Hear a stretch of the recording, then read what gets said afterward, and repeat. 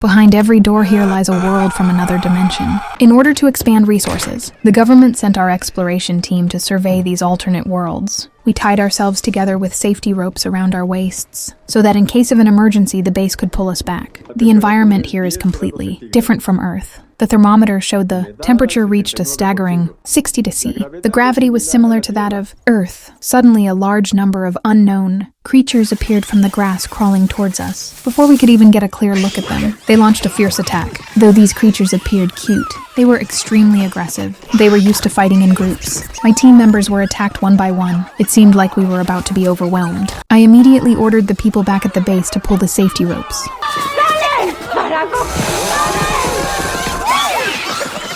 But one of the creatures picked up a shard of glass and cut through the safety rope.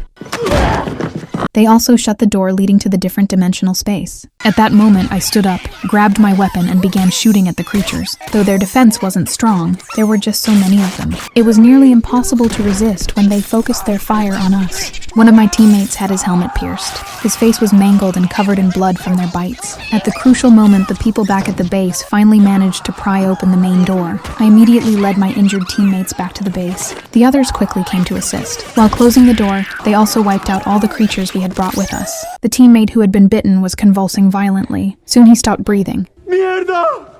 Angry Anna immediately confronted the scientists. But these scientists and government officials showed no sorrow for the fallen teammate. Instead, they seemed extremely excited, because today's events proved that there are many life-bearing planets in the universe. As long as they find a world with an environment similar to Earth's, there would be an endless supply of resources, and it would perfectly solve the issue of overpopulation. Afterwards, they expanded the exploration team's size, preparing to explore the next dimensional world. But as soon as they opened the door, a teammate in the front was sucked into a black hole by an intense gravitational force. Oxygen suddenly disappeared. Everyone in the world began to die one after another. I was a diver. When I surfaced and took off my oxygen mask, I immediately felt a severe sense of suffocation. So I quickly put the mask back on. At first I thought something was wrong with my body, but then I saw animal corpses everywhere. When I got back to the car, my girlfriend was already dead. That's when I realized the world's oxygen was gone. After a brief farewell to her, I began searching for other survivors. I first arrived at a house. The dripping wet clothes outside proved someone was still inside. I pushed the door open and saw a woman who had survived. I gestured to show I meant no harm. We communicated using hand signs. She decided to leave with me. We gathered all the remaining oxygen tanks. I looked at her tank, then looked at mine, quietly praying the worst wouldn't happen. Then we took an electric scooter and continued searching for other survivors. Corpses were scattered all over the road. Our hearts were filled with sorrow. We climbed a hill and set off a smoke flare, but no one responded. Then suddenly fireworks lit up the sky. We followed the direction of the fireworks and reached a house. But everyone inside was already dead. The fireworks had been set up beforehand. Seeing this, we fell into despair. The surviving woman took off her clothes. She wanted to have one last dance with me before saying goodbye to the world. Soon my oxygen began to run out. I prepared to use my final tank. The woman noticed hers was nearly empty too. She begged me for help, but I had no way to save her. Desperate, she tried to grab my oxygen. Suddenly, a set of deer antlers fell from the wall. I stumbled and was impaled straight through the chest. I died instantly, but the woman couldn't escape death either.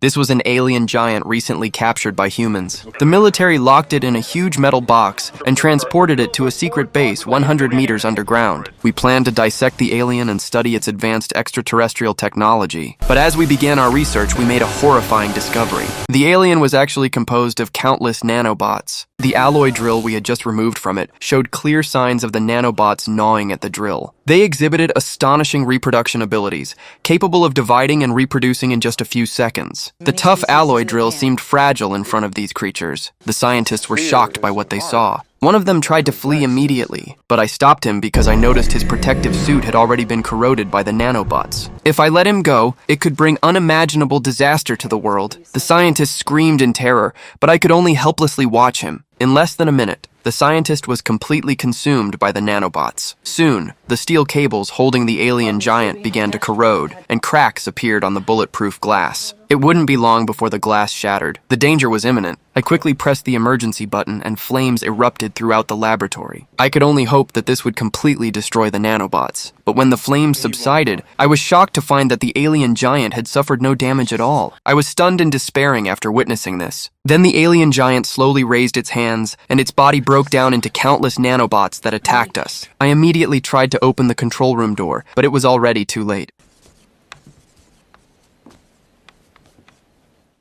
Outside the research base, the special forces were ready. The moment the nanobots broke out of the base, the military launched an attack. But this had no effect on them. Soon, the entire special forces team was wiped out by the nanobots. The nanobots continued their march toward the city. A massive disaster was about to unfold.